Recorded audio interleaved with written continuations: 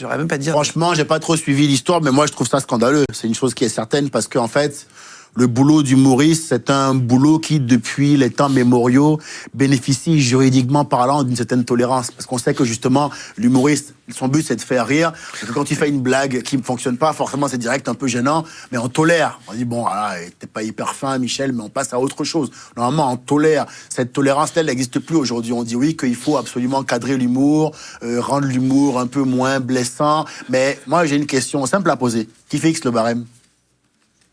Qui décide ce qui est une blague drôle ou pas?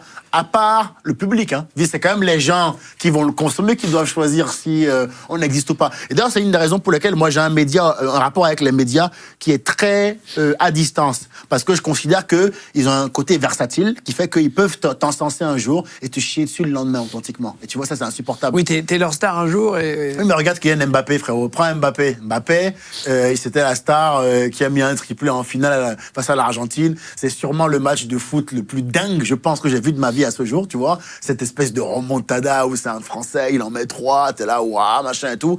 Quelques temps après, il s'embrouille avec le PSG, il va en Suède, on lui met une histoire louche sur le dos, apparemment son nom n'a même pas été cité, comme quoi il aurait eu un rapport bizarre avec une meuf, machin et tout.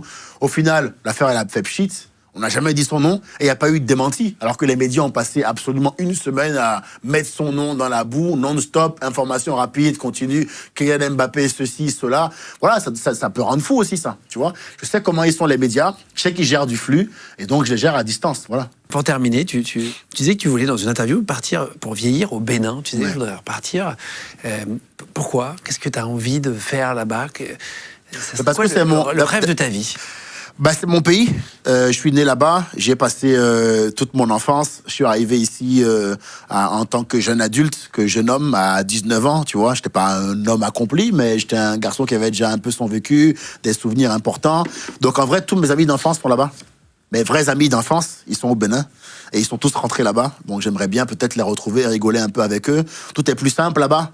J'ai toujours dû prouver ma valeur en France, alors qu'au Bénin, j'ai le sentiment que je suis naturellement accepté.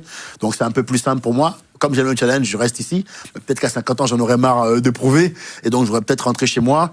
Et j'ai pour rêve de créer un festival d'humour au Bénin pour permettre aux jeunes Africains d'Afrique de l'Ouest, aux jeunes humoristes de s'exprimer, de montrer un peu leur talent et de rapporter un peu ce que j'aurais appris et vécu en France là-bas. En fait, on dit beaucoup, mon père disait, que le problème de l'Afrique était la fuite des talents. Que les gens venaient se former ici dans plein de domaines différents, scientifiques, économiques, voilà, mais que ils ne le ramenaient pas dans leur pays d'origine.